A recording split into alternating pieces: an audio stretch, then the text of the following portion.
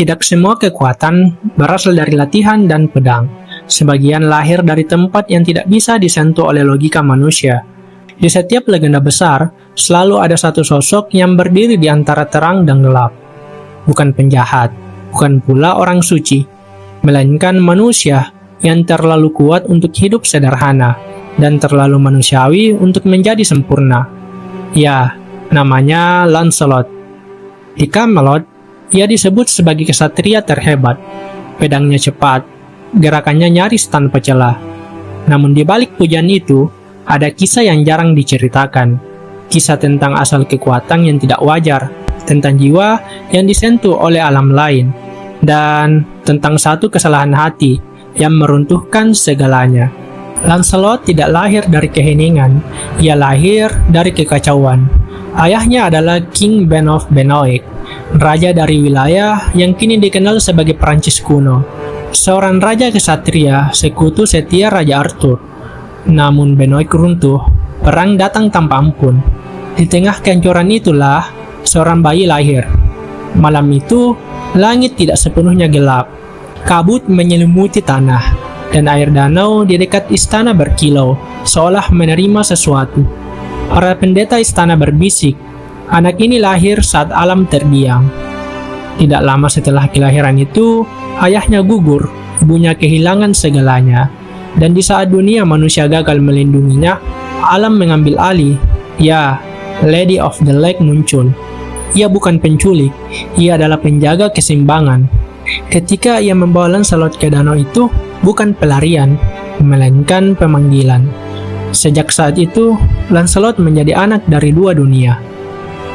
Di bawah asuhan Lady of the Lake, Lancelot tidak diajarkan berbicara lebih dulu. Ia diajarkan diam. Tidak diajarkan marah, tidak diajarkan membenci. Ia diajarkan merasakan. Ia belajar membaca perubahan air, mendengarkan napas alam, mengenali perasaan sebelum menjadi pikiran. Inilah latihan spiritual paling awal kesadaran. Banyak orang berpikir kekuatan itu dilatih, padahal sebagian kekuatan itu ditanamkan. Dan pada Lancelot, ia ditanamkan sejak jiwa masih lunak. Ketika waktunya tiba, Lady of the Lake mengembalikan Lancelot ke dunia manusia, bukan sebagai anak raja, bukan sebagai pewaris tahta, melainkan sebagai jiwa yang diuji. Ia berlatih seperti kesatria lain, namun hasilnya berbeda. Saat kesatria lain bertarung dengan amarah, Lancelot bertarung dengan ketenangan. Saat kesatria lain mengejar kemenangan, Lancelot mengejar kejelasan. Pedangnya tidak hanya memotong tubuh, tetapi juga keraguan. Camelot melihatnya sebagai keajaiban, namun keajaiban selalu menarik bahaya. Guinevere bukan sekedar ratu, ia adalah simbol kehangatan di dunia kesatria yang dingin. Lancelot tidak jatuh cinta secara tiba-tiba, ia jatuh perlahan, lewat percakapan, lewat tatapan, dan lewat keheningan bersama. Dan justru karena itu, cinta ini menjadi berbahaya. Karena ia terasa benar, padahal salah. Setiap kali Lancelot memilih perasaan di atas sumpahnya, jiwanya sedikit demi sedikit retak. Ia tetap menang dalam duel, namun semakin sering kalah dalam batin. Holy Grail tidak memilih yang terkuat, ia memilih yang paling jujur terhadap dirinya sendiri. Saat Lancelot mendekat, ia melihat cawan itu, namun tidak bisa menyentuhnya. Bukan karena ditolak, melainkan karena jiwanya ragu. Dan keraguan adalah tanda bahwa keselarasan telah hilang. Dan disinilah Lancelot benar-benar hancur.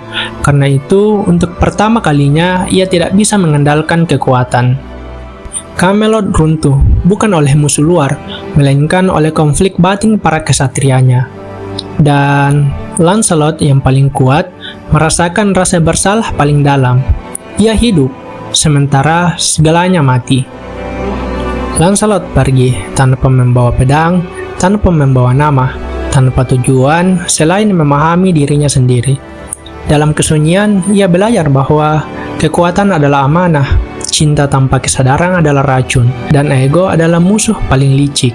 Ia tidak lagi ingin menang, ia ingin damai. Lancelot tidak dikenang sebagai raja, tidak pula sebagai kesatria. Ia dikenang sebagai manusia, dan mungkin itulah bentuk kekuatan tertinggi.